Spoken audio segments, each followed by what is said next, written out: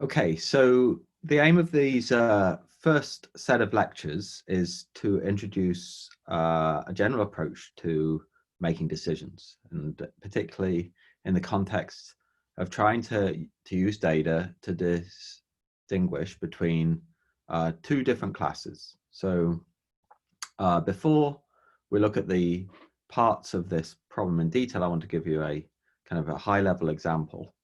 So imagine you're trying to develop a system that's going to classify email as either spam or not spam. Sometimes people call it ham.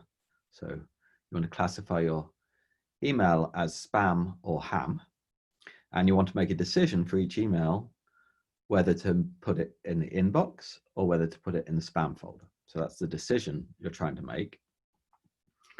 And so the data that you have is the contents of the email itself. Maybe you have information on the headers, etc., but particularly maybe think about the words in the email. So think of that as the data. And so one way of trying to start to build a spam filter would be to develop a model that tries to distinguish between whether an email looks like spam or looks like ham. So you can imagine building a model that was based on, for example, which words occur. Some words are more likely to occur in spam, some are more likely to occur in ham. And so that's one part of the decision process, if you like, is a model that for any given email will give you some indication, some quantitative indication of whether the email looks more like spam or ham. And that's the likelihood part of the problem. Or that's going to be the likelihood part of the problem. But when you then come to decide whether an email should actually be put in the inbox or in the spam folder, there are more things to consider than just whether the email, based on its words, looks like spam or looks like ham. So there are actually two other components to the decision problem.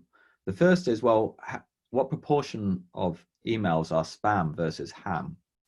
So if most of the emails are spam, most of the emails you're looking at are spam, then the intuition is that you're going to have to be more stringent about deciding something is not spam in order to avoid putting a lot of spam in the inbox.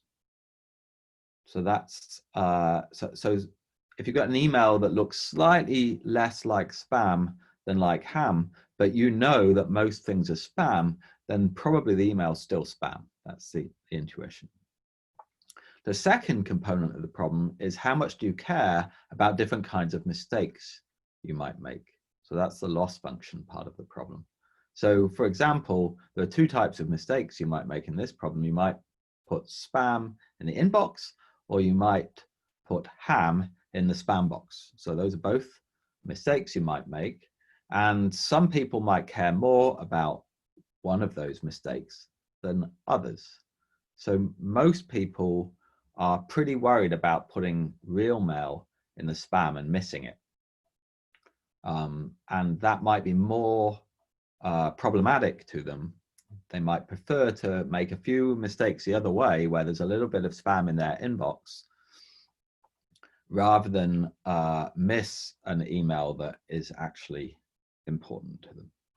So if that were the case, then you might say your cost or your loss for misclassifying a spam email as mistakenly putting it in the inbox, that the cost of that is maybe lower than mistakenly putting a real mail in your spam folder, which you might consider more of a bigger mistake, if you like. So that's where the loss function part of the decision problem is going to come in. So once again, just to summarize, there's going to be kind of three parts. We're going to think about making decisions and dividing parts of the problem into, or dividing the problem into essentially three parts, kind of building a model, a likelihood-based model for what might look like, in this case, spam versus ham, and then incorporating prior information about what proportion of emails are spam versus ham, and then also incorporating how a loss function that captures how much you care about making different types of mistakes. Now, we're not going to do it in the context of email because building the likelihood part of the email of an email model is kind of a bit too complicated. So to illustrate these ideas, we're going to use some simpler examples, but you can kind of break down any decision problem into these, or you can try to break down any decision problem, and it's often useful to break it down into these three components. To give you another example that's going to come up later, maybe there's a simple diagnostic test you might perform on someone to see if they have a particular disease.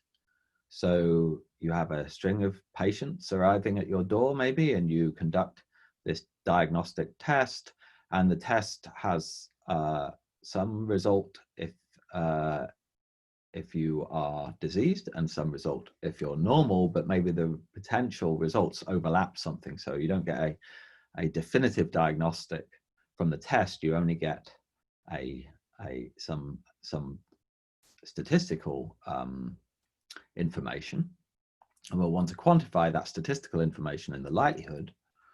But then if you actually decide whether someone's diseased, and maybe you're going to treat them if they're diseased versus normal, in which case maybe you're going to say go home and we stop worrying about it. We have to incorporate not only the information from the test, but two other pieces of information. What proportion of people who you're giving the test to are actually diseased? So that would be the prior part. And what's the relative costs of not treating someone who is actually diseased, or of treating someone who's actually healthy? So both those might be mistakes. And so that would be where the loss function comes in.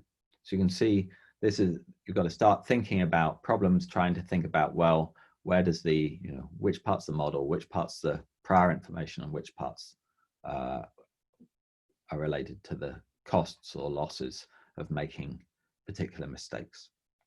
Okay, so that's a high level view, and now we're going to look in more detail at some of these, at these three different components.